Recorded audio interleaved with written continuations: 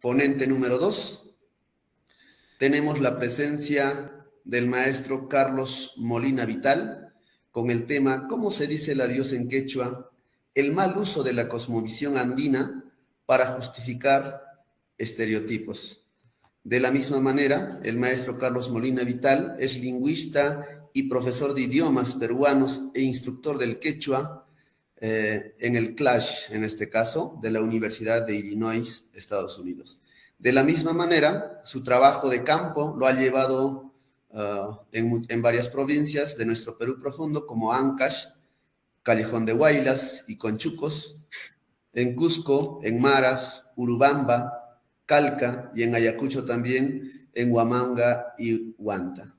De la misma manera, sus intereses son, de nuestro maestro, descripción gramatical bajo un marco funcional cognitivo. De la misma manera, lingüista aplicada a la gramática pedagógica y las normalizaciones. Lenguajes y cognición, ¿no? Y bueno, pues vamos a tener entonces la presencia de nuestro maestro Carlos Molina. Maestro Carlos, bienvenido, le escuchamos. Muchísimas gracias. José, ¿se me escucha? Sí, le escuchamos. Ok, perfecto. Ahora voy a presentar la pantalla. Deme un instante, quiero compartir con ustedes. Y ahora vamos a ver, creo que... ¿Se ve la presentación? Sí, sí, maestro. Podemos observarlo. Excelente, muchas gracias. Muy bien, comencemos.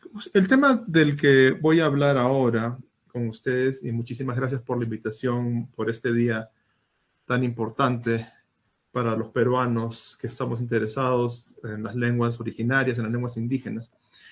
Y el tema es cómo se dice adiós en quechua, porque hace poco se viene diciendo que en el quechua no existe el adiós, y yo creo que este es un ejemplo muy claro de un mal uso de la noción de cosmovisión andina con el fin de justificar muchos estereotipos sobre los quechohablantes, y quiero explicar por qué he tomado esta posición y espero poder, si no convencerlos, hacerlos reflexionar sobre los riesgos que hay en romantizar la lengua quechua, sus hablantes y su cultura.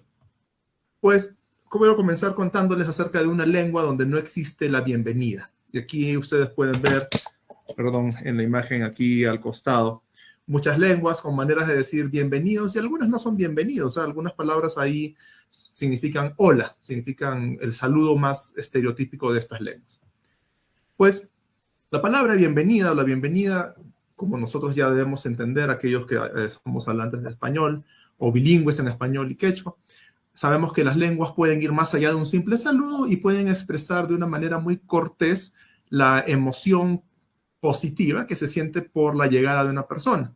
Entonces tenemos lenguas, todas estas lenguas son lenguas indoeuropeas, o sea, lenguas que se originan bueno, no en Europa, sino más bien en la zona de la meseta de Anatolia. Lenguas como el español, que donde dicen bienvenido, fácilmente reconocible en italiano, benvenuto, en inglés, bienvenue.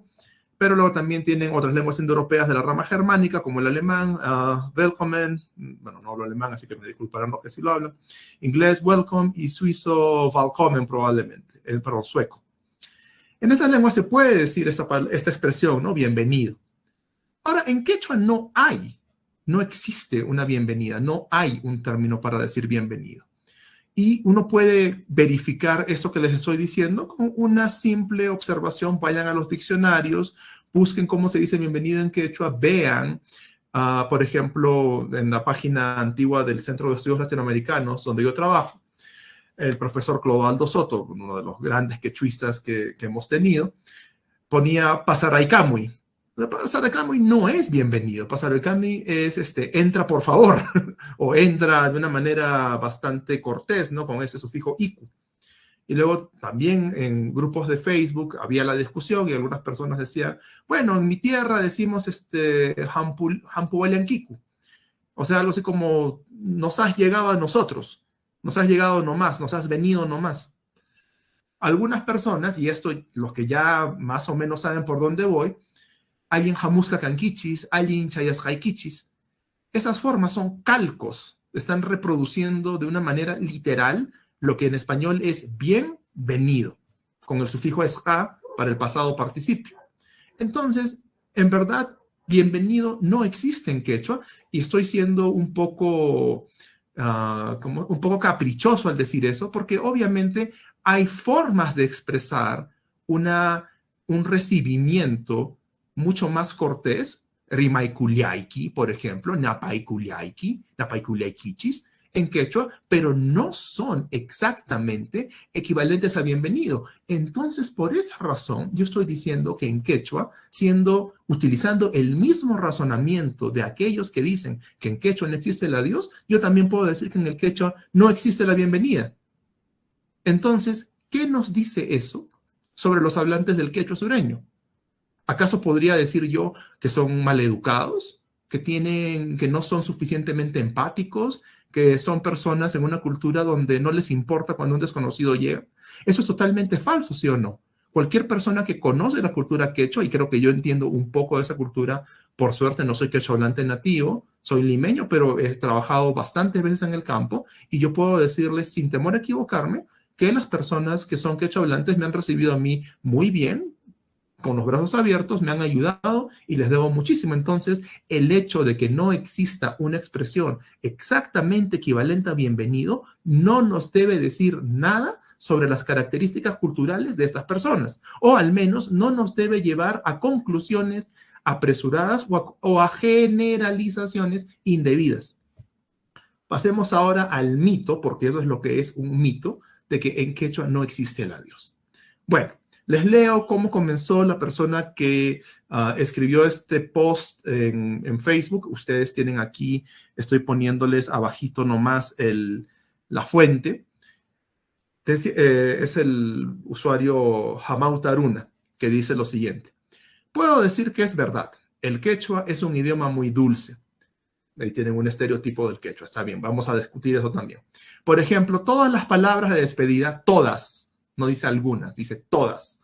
Todas las palabras de despedida en quechua siempre implican un volverse a encontrar. Por ejemplo, las expresiones tupananchiscama, hasta volvernos a encontrar físicamente, toparse. Claro, tupananchiscama viene del español tupay, que es un préstamo del español al quechua, topay, toparse. Tincunacama, como se usa en Bolivia, hasta volvernos a encontrar. Puncha urikurisum, nos vemos otro día, que si ya ustedes son hablantes de quechua, que hablan quechua 1000 veces mejor que yo, ya pueden estar sospechando que esto se escucha muy poco o no se dice.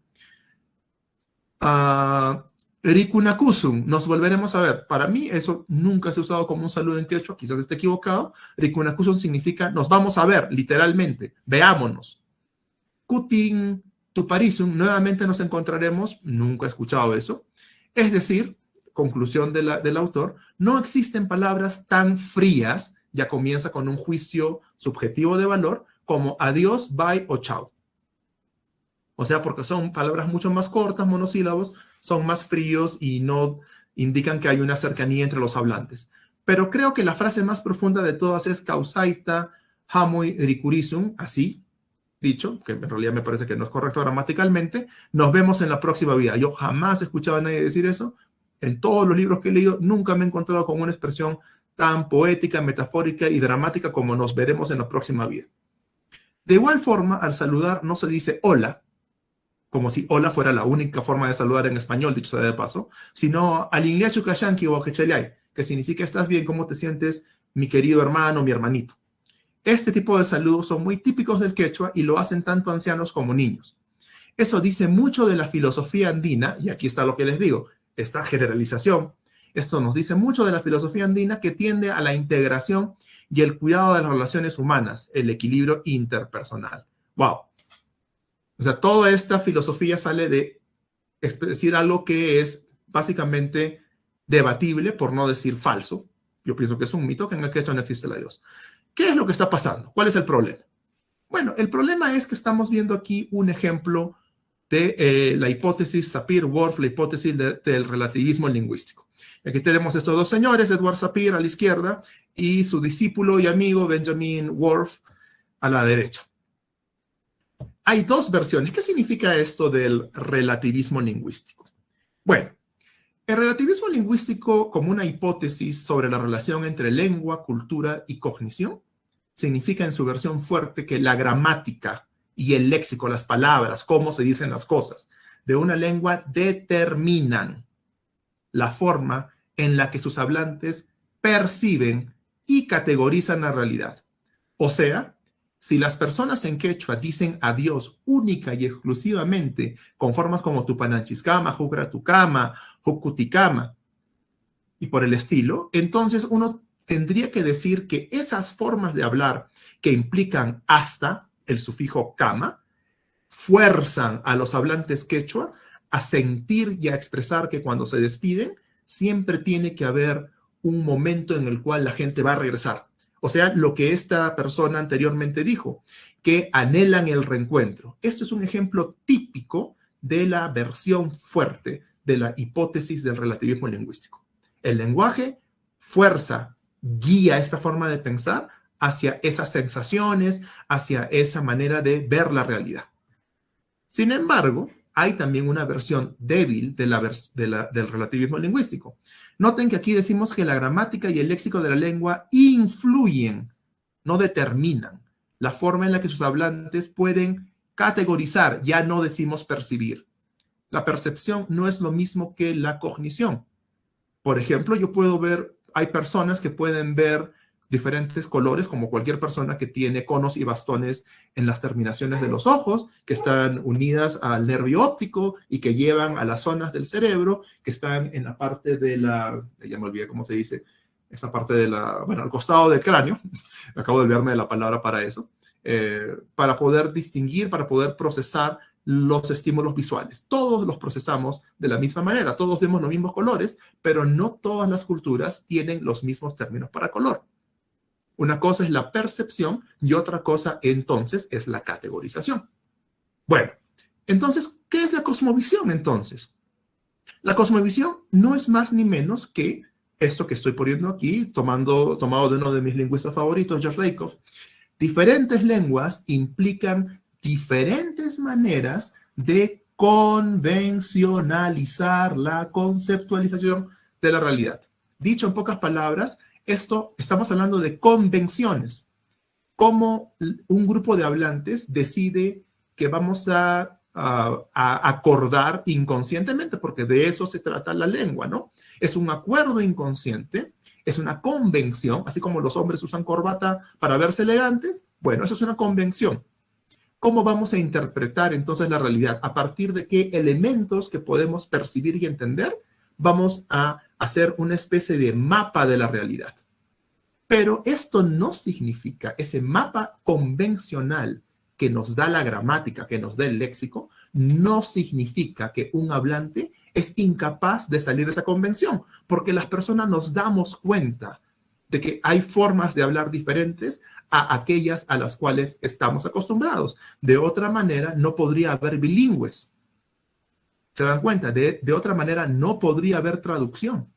De otra manera, una persona que es quechua hablante no podría darse cuenta de que hay formas más toscas, más bruscas de comunicarse cuando ellos utilizan formas que son tradicionalmente mucho más cariñosas, usando diminutivos, etc. Y eso es cierto. Eso es una cuestión cultural. Pero esa cuestión cultural no significa que en quechua no existe el adiós y que sus hablantes siempre tiendan hacia una manera de hablar. Bueno, este slide se los dejaré para después porque si no, no vamos a terminar y quiero hacerlo en el tiempo. Es la historia esta de cuántas palabras hay para nieve en una lengua, en el Inuktitut, una lengua esquimal hablada en el Polo Norte. Se habla que hay muchísimas palabras, pero en realidad solamente hay 10. Pero lo importante es esto, que hay una motivación funcional. ¿Por qué tienen tantas palabras para nieve? Para nieve que cae, o nieve que está en el suelo, nieve cristalina, etc. Y esos son 10 o 7, hay como 10. Bueno, porque viven rodeados de nieve y es importante distinguir tipos de nieve.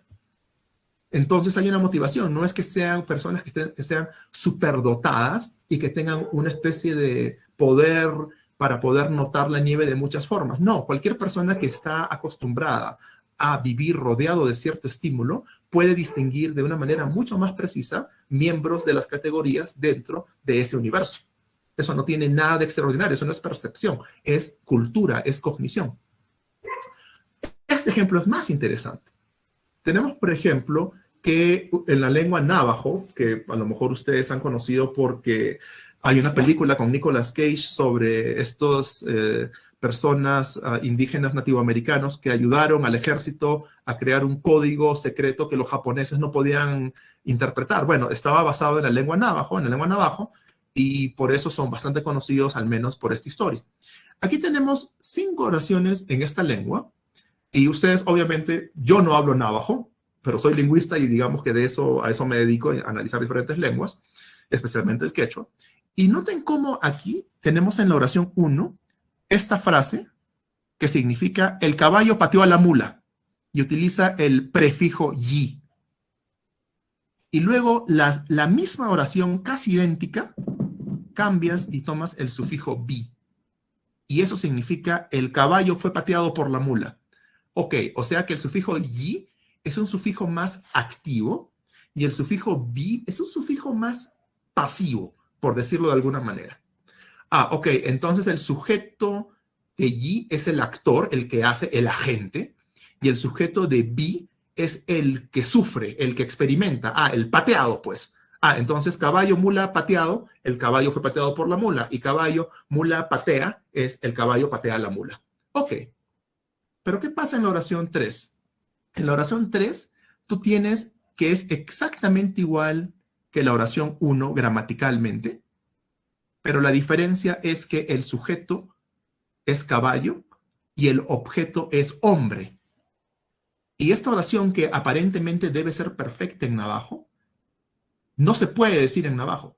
Cuando tú le dices a un hablante de navajo, oye, ¿qué tal si digo esta oración? El caballo pateó al hombre. Se ríe y dices, suena raro, no, yo no diría eso. Te dicen, no, ningún navajo habla así. Pero uno en su cabeza dice, oye, pero ¿cómo es posible? ¿Acaso no es verdad que un caballo puede patear a un hombre? Sí, pero ellos no dicen eso. Ellos dicen 4. Dicen la forma con bi.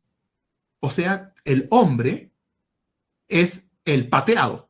El hombre es el que sufre la patada del caballo. Es como decir algo como en quechua, ¿no? Haitachikun. Se hace patear. Se dejó patear.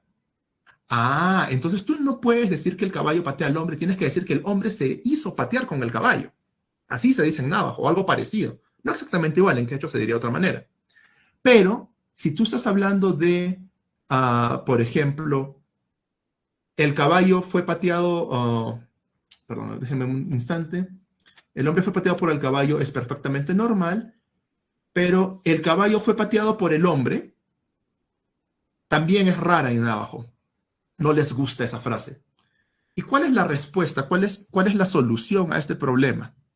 Bueno, la solución es bastante, no es sencilla, pero está en que el sufijo yi y el sufijo bi en navajo distinguen quién es el agente, quién tiene más control, quién está por encima en una jerarquía de quién le puede hacer algo a otro ser viviente o a otro objeto.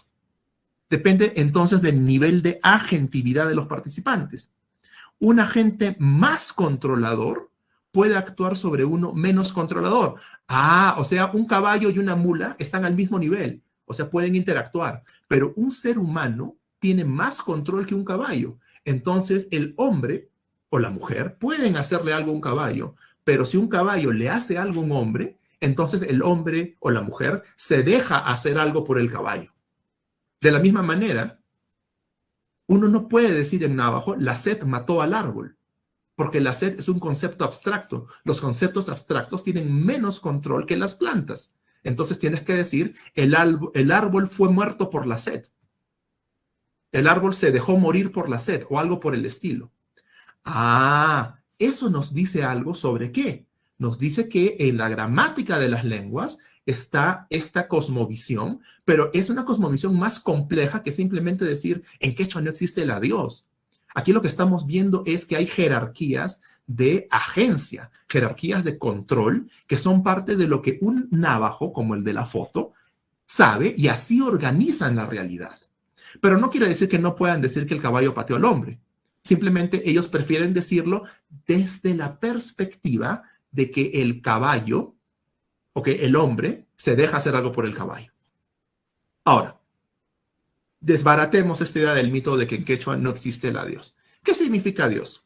Hay al menos dos sentidos para la palabra Dios. El primer sentido es el del sustantivo, el adiós. Adiós, como sustantivo, implica una despedida fuerte o una separación permanente. Eso es cuando uno habla de el adiós, como un sustantivo. Por ejemplo, debemos decir adiós a la corrupción, o sea, chao corrupción, no te quiero volver a ver. Ya, ese es el sentido de despedida fuerte que tiene a Dios como sustantivo. Pero en el acto de habla, cuando uno expresa la despedida, a Dios puede usarse claramente como una forma de despedida corta, simple y directa.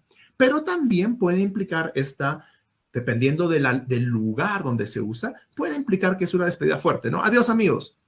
También el tono de voz influye. ¿Qué es lo que pasa? Lo que pasa es que adiós es la despedida estereotípica en español. Pero ni siquiera podríamos decir que es la más frecuente o la más representativa en todo el mundo hispánico.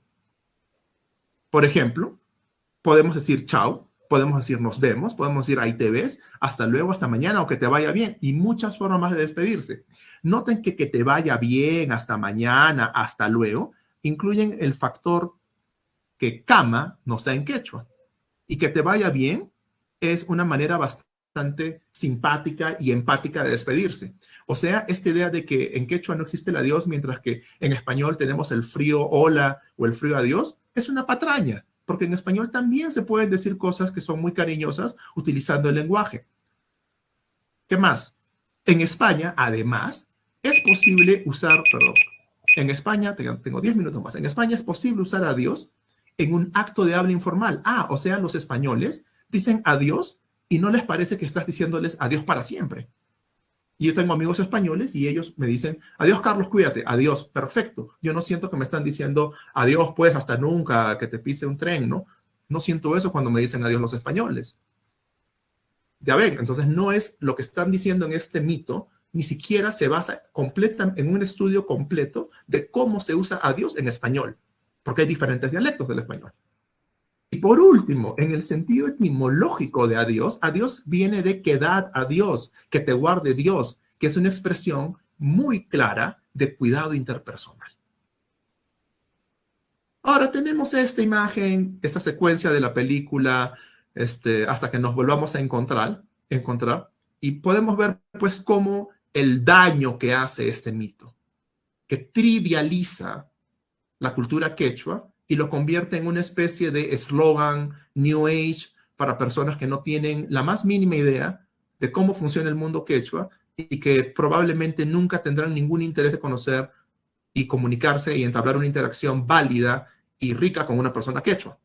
En quechua no existe la palabra adiós, por ejemplo.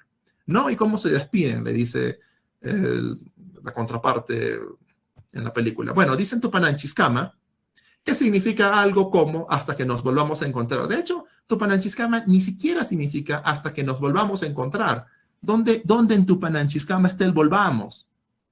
Con la justa significa hasta que nos encontremos, o hasta nuestro encuentro al futuro, o hasta que nos topemos.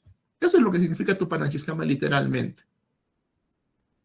Bueno, es Tupananchiscama además. Ahora critiquémoslo desde el quechua. Ya lo criticamos desde el español, ahora critiquémoslo desde el quechua. ¿Es Tupananchiscama la manera de decir adiós en quechua?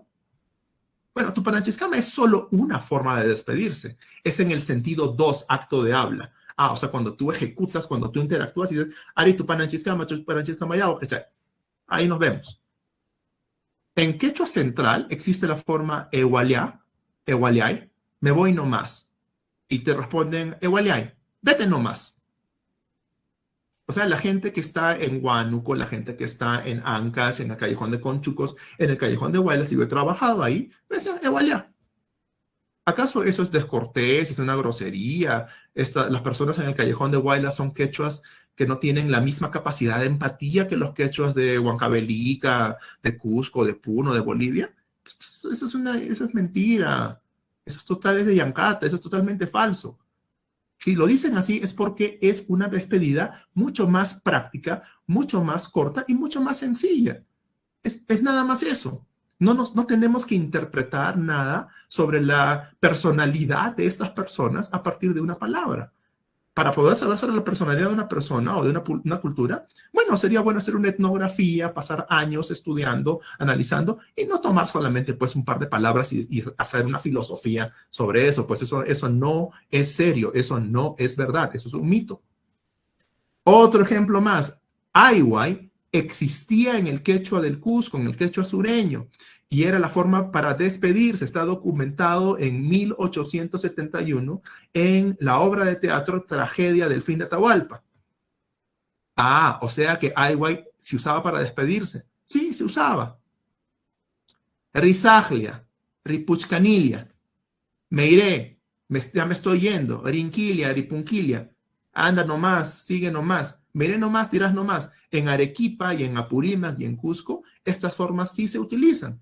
Eso lo sé por comunicación personal del profesor Andrés Chirinos, bastante conocido, es humanista, escritor y traductor en quechua, y la profesora Flor de María Villa, que me hicieron notar esto en una discusión en Facebook y en Twitter. Entonces, bueno, ni siquiera en quechua puedes decir que Tupananchiscama es la única manera de decir adiós. Ahí ya estamos mal. No hay equivalencias exactas entre lenguas. Entonces, decir que en quechua no existe el adiós, existe Tupananchiscama, bueno, es correcto en el sentido de que podría ser para cierto grupo de hablantes la manera más común de despedirse. Y probablemente hablantes mestizos, urbanos, que han tomado esta forma como su característica forma de despedirse, pero no en el quechua central y probablemente no en varias otras comunidades que hablan quechua Cusco-Collao, por ejemplo, en la provincia de Cayoma, en Arequipa. Entonces, no hay equivalencias exactas, especialmente cuando se trata de actos culturales como despedirse. Es trivial, por no decir ocioso, buscar equivalencias exactas entre dos lenguas. Recuerden mi ejemplo con bienvenido. En quechua no hay bienvenido y no podemos decir que los quechuas sean malcriados por no tener una palabra para dar la bienvenida. Sin embargo, hay analogías que podemos hacer porque los hablantes no están limitados a pensar solo en términos de lo que la lengua de ellos convencionaliza. Por ejemplo, lo que dijimos sobre la agentividad en navajo y el bilingüismo. Si eres bilingüe, puedes tener dos maneras de enfocarte, de convencionalizar lo que dices y puedes ir de una a otra, ida y vuelta, sin que eso signifique que eres esquizofrénico. Y la misma teoría de la traducción. Es posible traducir, pero ninguna traducción es exacta. Pero los hablantes se dan cuenta de las inexactitudes porque no están cegados por su lengua, no están prisioneros de esa lengua. Bueno, y además en español en general se utilizan muchas formas con hasta mañana, hasta luego, como despedida en forma frecuente. Para terminar, ¿por qué he presentado esto? Bueno, lo he presentado por una razón bastante sencilla, porque así como se habla de en quechua no existe el adiós, esta noticia donde está el profesor Bruce Mannheim, que sabe de quechua muchísimo más que yo, lo han malinterpretado diciendo, antropólogo estadounidense afirma que el quechua es el único idioma centrado en el otro. Eso es totalmente falso. El quechua es uno de los idiomas que está centrado en el otro en la jerarquía de la referencia, que es un tema que explicaríamos en otra oportunidad, pero eso no significa, los quechohablantes se fijan más en el otro, son más desprendidos. Bueno, son gente muy generosa, eso es verdad, pero no porque lo hagan, no porque se base en el otro, en el sistema de referencia de los pronombres personales. Es un tema complicado, pero si alguien quiere saber más, me lo puede preguntar. Luego tienen que Alejandro Jodorowsky, un famoso cineasta, dice que en el idioma mapuche, amor es aiwon, que quiere decir nacimiento de luz o luz que mira, dejo de verme para... Patrañas, pamplinas, eso no significa en mapuche. Ese no es el significado, ya lo han refutado, pero la gente repetía esto como si fuera verdad y no era verdad. Y finalmente, para la lengua náhuatl, la lengua de los antiguos aztecas, bueno, y la lengua que se emplea hoy por por medio millón de personas, por lo menos en México. Apapachar viene del náhuatl y significa acariciar con el alma. Eso es mentira. Apapachar viene de un verbo que significa apretar fuertemente. Eso es lo que significa. No significa acariciar con el alma. Eso es una patraña. Significa solamente apretar con fuerza. Justamente porque la cosmovisión no tiene que ser y no debe ser una versión antojadiza o romántica de lo que es un sistema de conceptualización complejo expresado en las gramáticas del mapuche, del náhuatl o del quechua. ¿Cómo y por qué se exotizan las lenguas indígenas? El primer paso, exageran. En quechua no existe el adiós, una imprecisión, si hay despedidas, si se puede ser descortés o tajante. Puede decir hasta nunca, ¿no? En quechua hay muchísimos términos para sembrar, y eso es correcto, por ejemplo, porque está claramente motivado en las actividades agrarias del pueblo quechua. Todas las personas de una comunidad rural han trabajado la tierra, entonces están familiarizados con esos términos. Eso sí es cierto. En quechua ven la realidad de un modo completamente diferente. Eso es falso. La percepción no es lo mismo que la conceptualización. Además, piensen, ¿por qué nadie habla de las peculiaridades de las lenguas indoeuropeas? ¿Por qué nadie habla de lo exótico o de lo raro que es que en inglés las personas, no sé, en inglés tenemos palabra para lock, que es para cerrar con cerrojo. De seguro los gringos tienen una visión súper paranoica de la realidad y tienen que tener algo para sentirse seguros y tienen un verbo que significa cerrar con llave.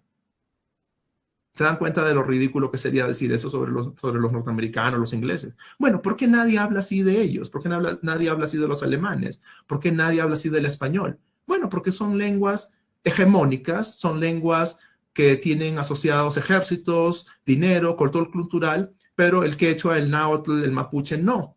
Entonces, a esas lenguas sí es bonito decir que no existe el adiós, que significa abrazar con el alma, etc. Eso es discriminación, ¿sí o no? Además, y eso es muy importante, cuando un quechua hablante, y eso es verdad, es posible que pase esto, defiende la idea y piensa que sí, pues, es que nosotros no somos como los que hablan español. Lo que estamos haciendo es internalizar la discriminación de ellos versus nosotros. Nosotros no somos como ellos y queremos ser diferentes, queremos ser mejores de alguna manera. Eso de ahí es justamente asumir una naturaleza excepcional, incluso dentro de algo que puede tener poco fundamento y que puede ser más bien algo íntimo o algo familiar, porque ahí es donde se ha dejado al quechua. ¿Se dan cuenta de a dónde estoy llegando? Esta visión del quechua como una lengua dulce, como una lengua que está reducida o que está limitada a ciertos entornos más familiares, mucho más románticos incluso, es una consecuencia de la discriminación lingüística contra el quechua. Y finalmente, esta idea del universalismo como malo y el culturalismo como bueno. Y la educación es una crítica que la educación bilingüe intercultural ha asumido un discurso antiobjetivista como parte de su identidad.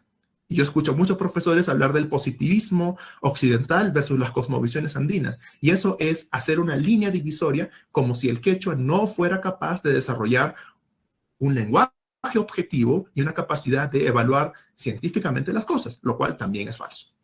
Puede hacerlo. Conclusiones.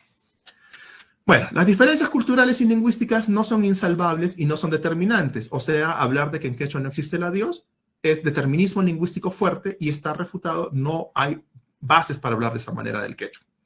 Y antes de decir que en quechua no existe X, hay que preguntarnos, ¿en qué variedad, en qué registro, en qué sociolecto del quechua? Están hablando de todas las variedades quechuas y el quechua central, el quechua de Junín, ¿dónde está el huanca? Están hablando del quechua que hablan, no sé, los mestizos en la ciudad del Cusco. Están hablando del quechua de los mestizos en Huamanga. ¿De qué quechua están hablando? Por favor, expliquen. Están comparando construcciones lingüísticas suficientemente semejantes. ¿Qué sentido de adiós? ¿El sentido del sustantivo adiós o el sentido del acto de habla de decir adiós, la despedida? Tienen que aclarar eso. ¿Y qué ganan las lenguas quechua y sus hablantes con ese tipo de afirmaciones? ¿Qué ganan? Bueno, ganan un estereotipo de que son especiales, de que hay un estereotipo romantizante, exotizante. Y ese estereotipo es una consecuencia de la discriminación. Es dejar a los quechuas en un lugar donde, ya, está bien para esto, para estas cosas así folclóricas, entre comillas, ¿no? Cuando no debe ser así. El quechua da para mucho más. La relación que tienen los quechohablantes con su lengua materna está marcada por la solidaridad y la resistencia frente a la discriminación y a la opresión de otras lenguas. Justamente ese prestigio encubierto, como una forma de valorar aquello que es atacado todo el tiempo, es lo que produce expresiones como el quechua es dulce, implica una filosofía cosmovisión superior a la del mundo occidental. Es diferente. ¿Puede ser dulce el quechua? Por supuesto que es dulce el quechua. Y les pongo un ejemplo. Para una persona que habla alemán, el alemán que muchas veces de una manera injusta se le ridiculiza con una lengua dura, áspera, para cualquier persona que habla alemán es la lengua de su mamá y es la lengua más dulce del mundo. Así que nadie puede decir que el alemán es una lengua fea, entre comillas. De la misma manera que el quechua no lo es tampoco. El quechua es dulce y también es fuerte, y el quechua también es objetivo, y el quechua es subjetivo, porque las lenguas permiten que los seres humanos expresen todas las dimensiones de la complejidad de sus vidas y de sus mentes y de sus emociones. Entonces, si bien esto es válido y tiene una función importante de validar al quechua frente a la opresión y a la discriminación, es también una forma de limitar el quechua y tergiversarlo, como diciendo que en el quechua no existe la Dios. Y eso es todo lo que quería compartir con ustedes. Espero no haberme pasado de tiempo. Muchas gracias, estimado Carlos. Excelente su participación. Tenemos un par de preguntas. En este caso, que nos han escrito por el Facebook Live. Los participantes nos dice: se cree que las lenguas originarias son más amables que las lenguas extranjeras, como el español, por ejemplo. ¿Por qué? Y en su concepción, la otra pregunta es: ¿quiénes somos los quechuas? Bueno, la segunda pregunta es más difícil que de la primera, pero ya, la primera pregunta es fácil. Se piensa que las lenguas indígenas, las lenguas originarias son más amables.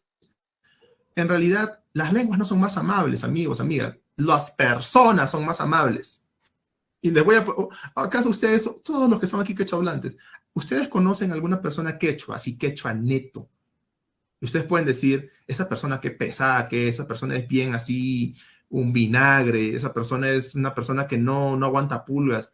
Probablemente tiene que haber algún quechohablante que tenga mal humor y que te responda de mala manera y que sea un cascarrabias. Ejemplo, el esposo de mi abuela, le decían don Veneno, y él era, creo que de Caraz en Ancas. Ya, o sea, ahí tienen un ejemplo de una persona criado como quechua que tiene mal carácter.